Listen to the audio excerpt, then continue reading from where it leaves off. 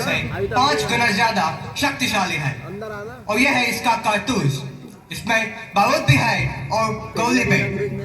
इस कारतूस को दांत से काटो, बारूद अंदर डालो और जोर से गोली को अंदर डालो, फिर निशाना लगाओ और फायर करो। सुकरात, तुम ट्राई करो, तुम और तुम। कमो, जल्दी जल्दी आगे आओ, कमो। यस सर, कारतूस में चर्बी है सर, हम उसे मुंह में नहीं डाल सकते। लेकिन आप डालोगे। आपने मुझसे झूठ बोला, मैंने आप पर विश्वास किया और आपने मुझे धोखा दिया। मैं अपनी आंखों से देखकर आ रहा हूँ, वो फैक्ट्री, वो कारतूस, वो गाय और सुअर की चर्बी। अब मैं जहाज से बाहर हूँ। आपको पता है इसका मतलब क्या है? ना मुझे कोई छुएगा, ना मुझसे बात करेगा, ना मेरे साथ खाएगा। यहाँ तक कि मेरे मरने के बाद मेरी चिता को कोई आग भी नहीं देगा। अछूत हूँ मैं, अछूत। पर मेरी बात सुनो मंगो, मुझे मालूम नहीं था। साहेब, आज तक आपने हमारी वफादारी देखी, अब हमारा गुरूर देखिए। अब देखिए साहेब, ये कारतूस ऐसा फटेगा कि कंपनी सरकार की धज्जियां उड़ जाएगी। अपनी पिस्तौल वापस लीजिए कप्तान साहेब, आज से हमारी दोस्ती खत्म।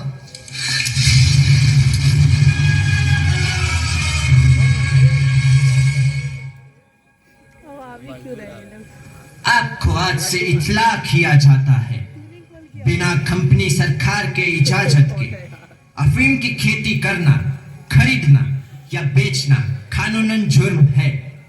तुम लोगों ने ये कानून तोड़ा है, इसलिए कलेक्टर साहब के हुक्म से तुम्हारी जमीन जब्त की जाती है। कम ऑन फायर, तुम सब नहीं बचोगे। लेकिन साहब, इसमें हमारा क्या कसूर? साहब ने कहा उगाओ, हमने उगाया। साहब ने कहा बेचो, हमने बेचा। लेकिन हमारी जमीन तो मत छीनिए साहब, हम कहाँ जाएंगे? रहम करो साहब, रहम करो, रहम करो साहब, रहम करो।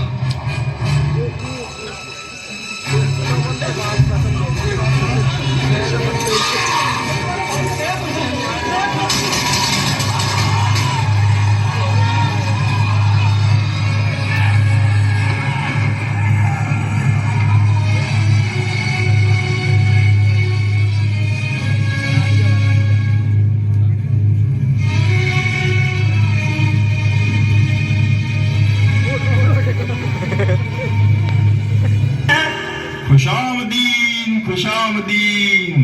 इस नेकी के रास्ते पर आप सबका खुशामदीन। हम पेशवा नाना साहब के खास दूत हैं। मैं अजीमुल्लाह और आप हैं मराठा सर के सेनापति तात्या तोपे। तशरीफ रखिए। यहाँ तक आने की कोई खास वजह? जी, आप तो जानते हैं, कंपनी सरकार ने धोखे से तमाम राजाओं के राज छीन लिए। दिल्ली छीना, अवध, झांसी, वो सब नाराज है। नाना साहब ने उन सारे राजाओं को तैयार किया है कंपनी के खिलाफ लड़ने के लिए। क्या आप इस जंग में शरीक होंगे? यही न्योता लेकर आया हूँ। हा हा हा, न्योता? कोई दावत है क्या? इन सब राजा नवाबों को हमने देख लिया है।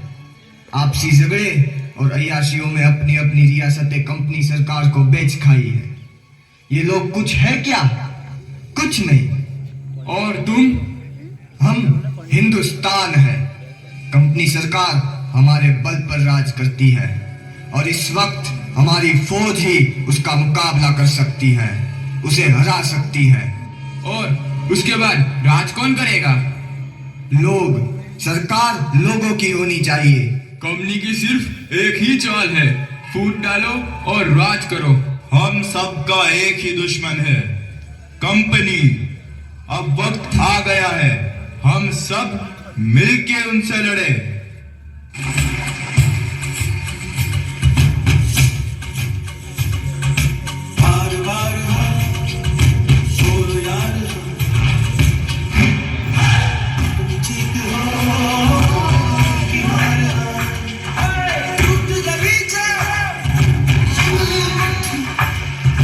Pacho Milita!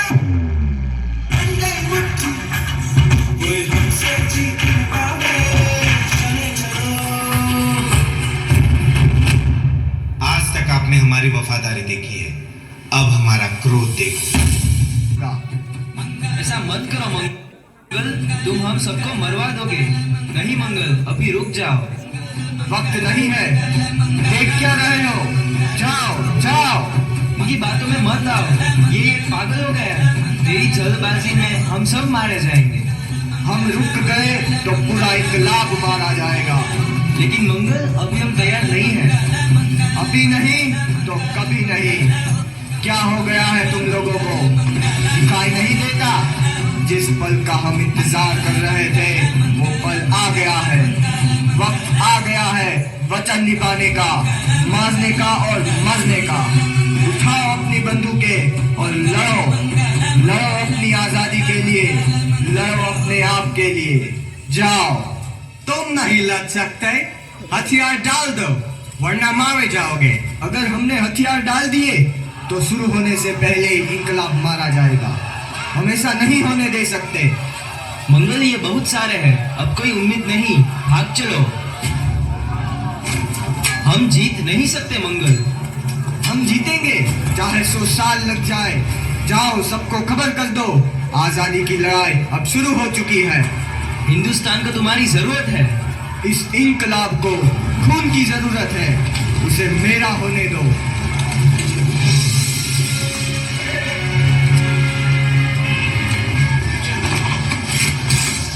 मैंगो पांडे, सिपाही 34th रेजिमेंट, मुकाम बारकोट के तहत तुम्हें ईस्ट इंडिया कंपनी की फौज में बगावत और सरकार के खिलाफ साजिश के जुर्म में कैदी करार दिया गया है।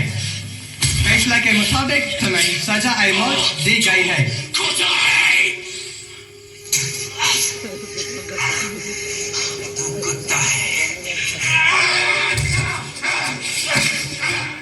मैंगो पांडे, तुम्हारी कोई आखिरी इच्छा? मेरी आखिरी इच्छा अब पूरी नहीं कर सकते, पर पूरी होगी जरूर। मेरी इस कुर्बानियों को जाया मत समझना, जो एक रोशनी लाएगी हमारे आने वाले हिंदुस्तान के लिए। हमारा अपना संविधान जो हमारी परेशानियों का समाधान होगा। एक आजाद भारत का संविधान। तब तक के लिए अपने अंदर के आग को बुझने मत देना। आपसे फिर मुलाकात होगी किसी और रूप में।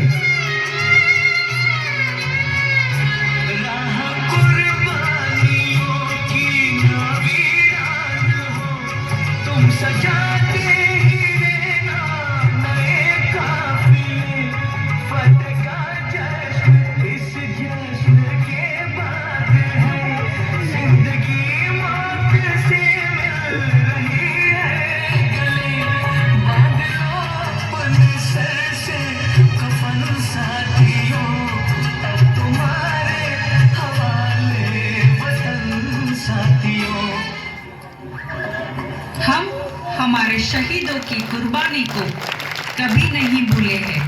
सरहद पर हमारे सैनिकों ने आज भी आपके जुनून को जिंदा रखा है। दुश्मन हमारे हिंदुस्तान पर बुरी नजर नहीं डाल सकता। भारत देश विकास की राह पर आगे ही बढ़ते जा रहा है। हिंदुस्तान में नया सूरज चमका है। आपकी कुर्बानी पर भारत देश सत सत नमन करता है।